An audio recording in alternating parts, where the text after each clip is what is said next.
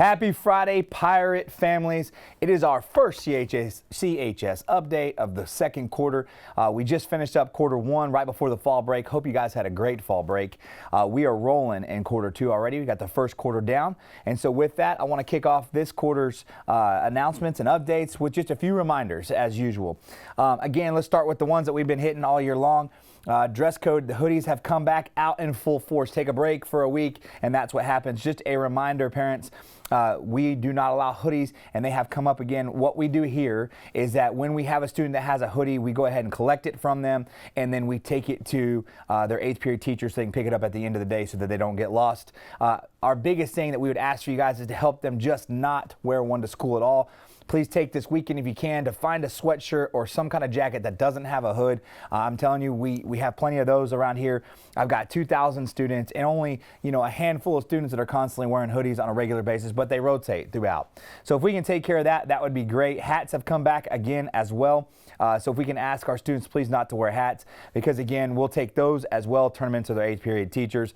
And with that, we also ask that if they don't want to turn it over to us, then we go ahead and put them in ISS until they can do that. Because again, the idea is they don't bring it to campus and we don't have to deal with that at all. But if they do and it's an accident and mistakes happen, then we have an alternative solution for them, and that's we take it to their 8th period so they can pick it up at the end of the day.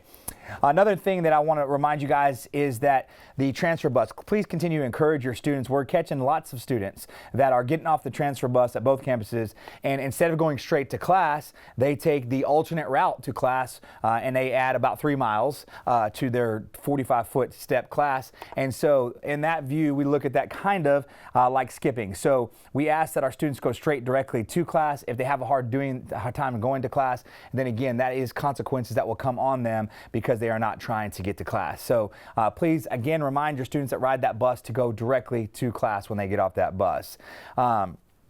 And then last but not least, as far as the reminders go, we did update our cell phone policy. So again, for those of you guys who aren't aware or haven't seen that on our website, we have a no cell phone policy in class. The students are more than welcome to use their cell phones in the hallway during passing period at lunchtime. But when instruction is happening, students have Chromebooks, so they have one-to-one technology. So we ask the students put their cell phone away because they become more of a distraction than a help in classes. And so we ask that they don't have their cell phones in class. If they do, we can pick them up and we'll turn them into the office, and they'll have to pick them up at the end of the day. If they get picked up multiple times, there is a fine that they can incur per the student handbook. So again, please ask your students to make sure they're following those rules. We understand that students need cell phones for emergency reasons and so on and so forth, and we have a lot of students that do the right thing, but that is part of the policy. In addition to that, though, we have a lot of students who wear headphones, and one of the things that we were noticing at the end of the last quarter was students were wearing headphones during instructional time, meaning the teacher would be up there teaching, and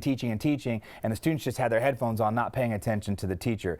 We're trying to teach our students about respect and courtesy, but we're also trying to make sure that they understand that the information the teacher has given is crucial to the success in that classroom. So we've implemented a new policy that students are not allowed to wear headphones in class unless instructed by the teacher. So they can still bring them, so don't think they have to keep them, but they just need to go ahead and keep them in their bag, and the teachers will let them know when an appropriate time is to use it. Again, we treat the headphones just like the cell phone, and if they are being disrespectful with those, we will collect those and they can pick them up at the end of the day as well. So wanted to make you aware of that new addition that we're going to make sure that we're enforcing throughout as well. Also, one of the things is school starts at 7:20. For those of you guys who are unfamiliar with the start time, we have drop-off that starts at 7. We open our doors at 7:15, and then our first period tardy is 7:20. If a student arrives after 7:30, they're going to be given a pass to get into class, but you have to understand after 7:30, they have now exceeded the time out of class that the state requires, and therefore they are marked absent. So if a student is not in class by 7:30, that student will be marked absent. So we need to make sure we get our students here on time before the 7:20 tardy bell, and we won't have to worry about any of those things. But just keeping that in mind as well, because we have had some issues here lately with students coming to school about 7:30, 7:45, and I think there's a misunderstanding that they're tardy. They're actually absent because if they miss 10 minutes or more of class, that makes them absent for the day. All right, with that being said, hey, we had a great first quarter. Students have done a great job. We did some quarter one testing where the students did some awesome work. If you haven't checked, make sure you check your students' first quarter grades to make sure they are where they need to be. If a student is not passing or did not pass in the first quarter, they're a little bit behind and in threat or jeopardy of losing that credit. And so we want to make sure that we provide every opportunity to get their grades to where they need to be. So teachers will be having student conferences with all students over the next week or so, and they're going to be talking to your students and sending home a contract with them to let you know what we are going to do in order to help your students succeed. They're going to work together on that. And what we ask you guys to do at home is make sure you encourage your students, make sure you have them come to tutoring, ask for the extra help, do all their assignments, turn in their homeworks, because we want to make sure that not only are they successful in the classroom, but they're the best version of themselves they can possibly be. So be on the lookout for that. Please continue to encourage your students every day to take care of their business at school. And then finally, I just wanted to remind everybody, we are getting ready for a football playoff run. We're wrapping up the volleyball season. Basketball's ramping up. We just had our kickoff pep rally last night. I want to remind you guys that we are Crandall. This is one of the best places I've ever been. I enjoy this community. I enjoy the students here. I enjoy the families that I've met.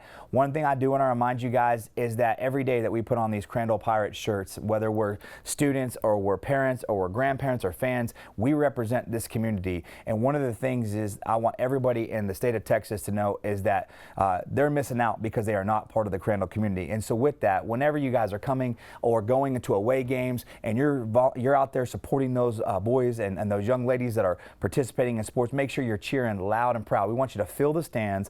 We want you to get excited about the sports teams, but we want to make sure that we do it in a way that represents Crandall as a community that makes us the best community in Texas, that makes us a community where people are disappointed or jealous because they weren't here.